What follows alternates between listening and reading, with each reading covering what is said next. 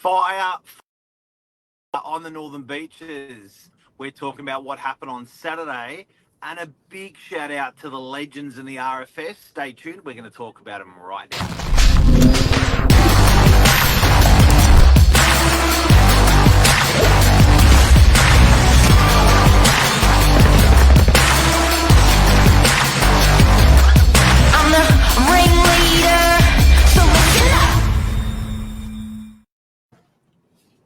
Good morning. Good morning, everyone. Good morning, Billy. The Wow, old what a man in Saturday. your man's body. Oh, isn't it beautiful? 26 degrees today. Yeah, it feels good. It feels good. Scary Saturday, though, for a lot of people. Yeah, so for anyone who's not on the northern beaches of Sydney, basically emergency vehicles like everywhere, or you could hear the sirens everywhere.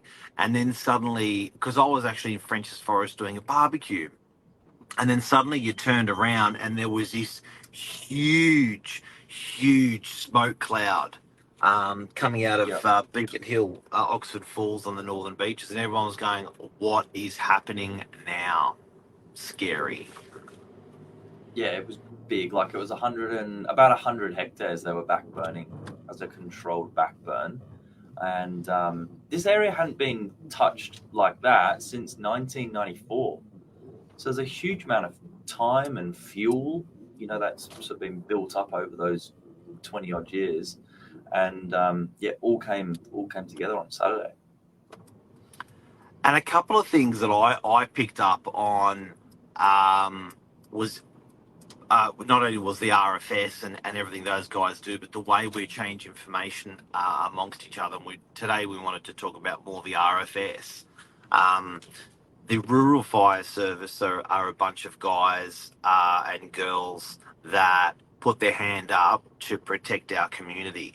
And I've got to say, I don't think that they get enough recognition, love, or as much as they should. Like, these guys are out there in the field risking their lives to protect our community and should have a big pat on the back. Yeah. There's a bit of an irony when you see what happened on Saturday, and you go, how does that happen? It's irrelevant.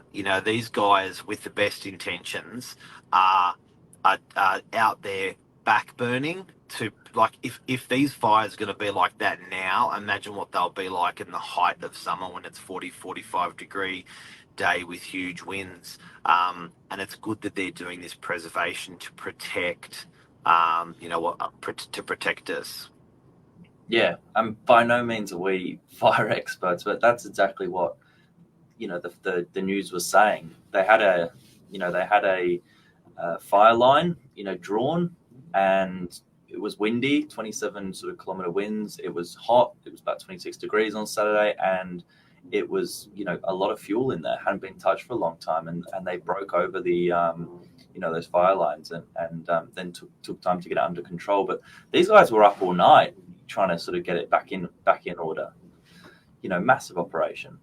Which shocked me to find out last night that they're still going in parts apparently, but these guys are out all night, protecting us where they're in our like cushy little beds, and they're out there sort of fighting fires all night long. They must be buggered today. Yeah.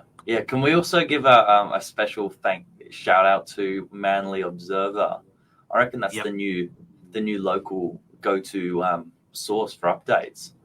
The new Manly Daily. It's the new Manly Daily. So we had an awesome daily publication that came out to 100,000 homes on the northern beaches, a newspaper. And since that was deleted, it was hard to find real-time information. But I have to say, the real-time information Manly Observer was producing, everyone became a reporter.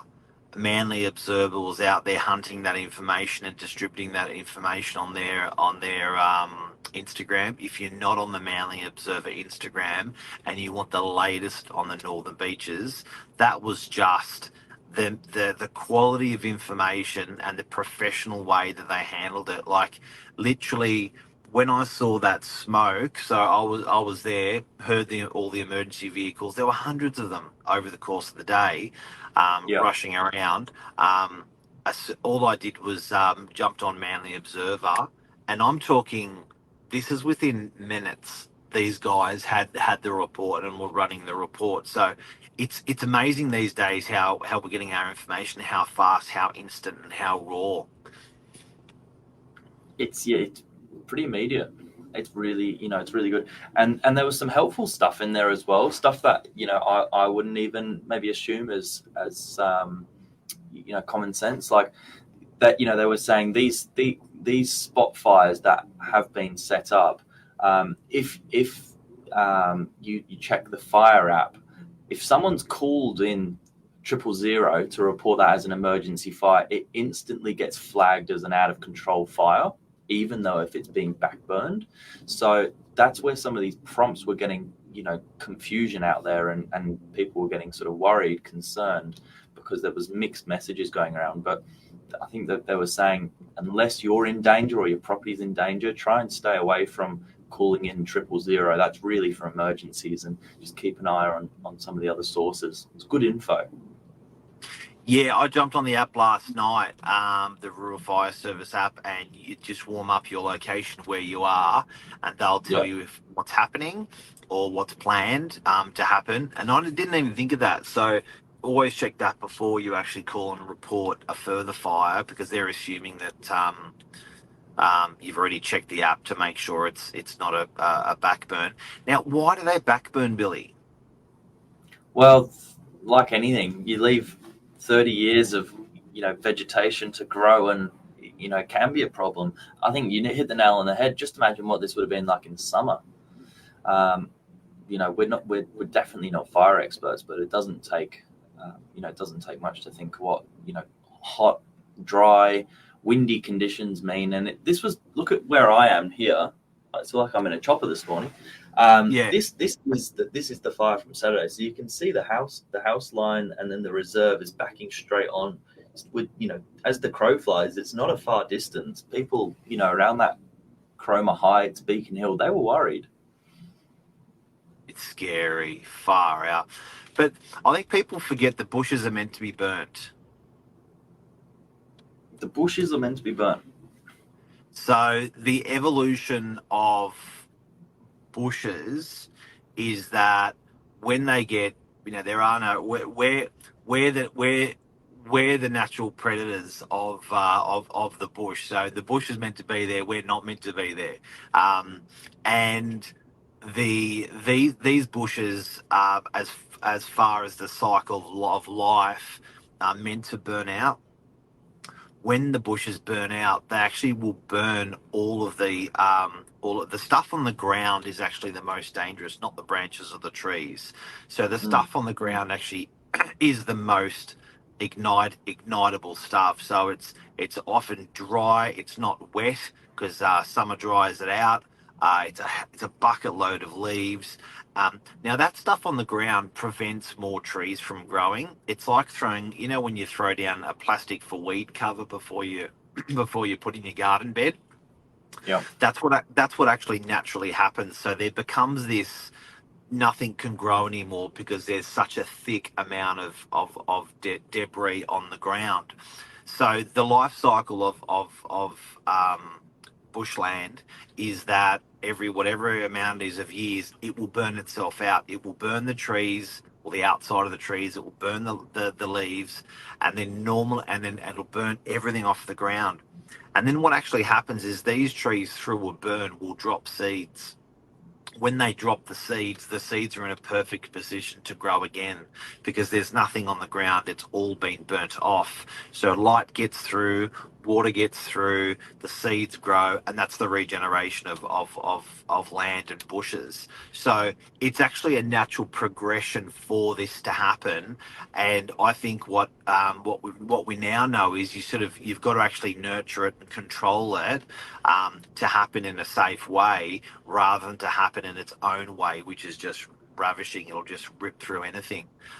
So these RFS guys and girls are out there managing this process to say, okay, well, when the fire does come, we'll just make sure we've protected or pre-burnt close to these homes. So when it does happen on a large scale, we can just let it rip wherever it wants. But we've already burnt out and protected those homes that are on that buffer.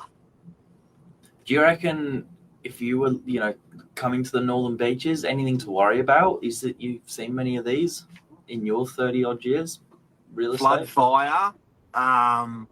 It's a way of life. You have your insurance and everything on the back of it. But to answer your question, I've never seen horrific, thank God, and it's because of people like the RSL, horrific loss of homes or at all. So Yeah. I think that you've got your remote homes that are harder to protect, but certainly the homes where there's scale, where there's 30, 50, 100 homes, the RFS really makes a point, and our government really makes a point of protecting these. But my big thing out of today was just to thank the RFS, and I think if you ever see an RFS person in uniform, buy them a cup of coffee, give them a pat on the back, because these guys are actually just absolutely saving our area. That's the show. That's the show. Good on you, RFS. We love you. Good on you. Need an update? Jump on Manly Observer as well. Well done, Manly Observer as well. Yes, spot on. Okay. See you. Have a great day. See you, man. Take care.